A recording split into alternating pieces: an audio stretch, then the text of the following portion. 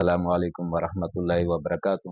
د مسلمانانو ورونو ډیر خلک داسې دي چې هغوی د قرضو د لاسه پریشانو کې مبتلا یي چې یاره زموږ د قرضې دا به الله څنګه ختموي، او ډیر داسې چې هغوی د قرضونو د لاسه بیا لیوني هم شي، دماغ یې کار هم پرېږدي، ټوله ورځ په ټینشن کې، په سوچ کې، په فکر کې پراته دي.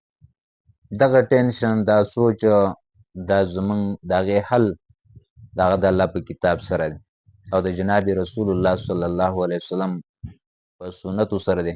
کله چې موږ او تاسو د الله د کتاب او د رسول الله صلی الله علیه وسلم د سنتو متبع یو، تابعدار یو، یقیني چې هغه الله پاک به هغه ټول مسایل زموږ حل کوي، مشکلات به حل کوي، ځکه د مشکلاتو د حل کولو دربار چې هغه یو ذات دی چې هغه د الله پاک دربار دی.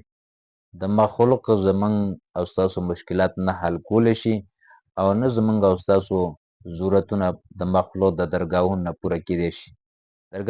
حاجتونه چې پوره کیږي نو هغه د الله د در نه پوره کیږي. د دې دپاره چې څومره انسانان داسې غریبانان خلک یا قرضدار وي، په بیا د دغه قرضو د لاسه هغو په کله په کولۍ په کارونو کې یا په داسې بیمارو کې مبتلا شي، کله په هغې کې وفات شي، په دغه پریشانو کې بیا ټول خلک، ټوله کورنۍ هغه په پریشانۍ کې، پلانکي قرضدار وفات شو. نو د هغې دپاره زه تاسو ته یو وظیفه در کومه، خو د مانځه اهتمام به کوئ او د مانځه نه وروستو د دې وظیفې خیال به ساتئ، او دا به 3 پیرې دا وظیفه هر مانځه پسې کوئ او دا دعا به غواړئ. رسول الله صلی الله علیه وسلم ته یو صحابي راغی، نبی صلی الله علیه وسلم ولید، پریشان و. نبی اسلام ورته وی پلانکي ولې پریشان؟ صحابي ورته وی د الله نبي قرضه ده را باندې، او سوچ دی را سره چې زه به دا قرضه د کوم ځای نه ادا کوم، څنګه به ادا کوم، د کوم ځای نه به دا پیسې میلاویږي، څنګه به میلاویږي، دې پریشانۍ کې مبتلا یم.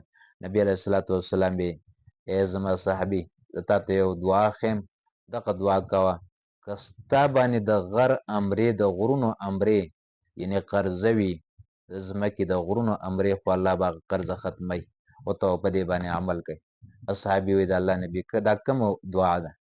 نبی علیه الصلاة والسلام ورته دا دعا وښوده، اللهم اکفني بحلالک عن حرامک واغنني بفضلک عمن سواک. اللهم اکفني بحلالک عن حرامک واغنني بفضلک عمن سواک. که دا دعا تاسو د هر فرض مانځه نه وروستو 3 کرته، 5 کرته، 7 کرته تاسو غواړئ، یقیني د فرض مانځه پسې دعا الله قبلوي هم، او انشاءالله العزیز اول آخر کې درود شریف وایي او دا دعا غواړئ. نو دا دعا چې کله هم تاسو غواړئ، صحابي وی قسم دی زما قرضه الله پاک په لږ ټیم کې ختمه کړو. ایمان غواړي، یقین غواړي، او هم د نبی صلی الله علیه وسلم د سنتو اتباع غواړي. نو پکار ده چې موږ او تاسو د دې تابعداري وکړو چې څومره قرضداري دي، الله پاک به یې په خپل فضل او کرم سره قرضې به ختموي.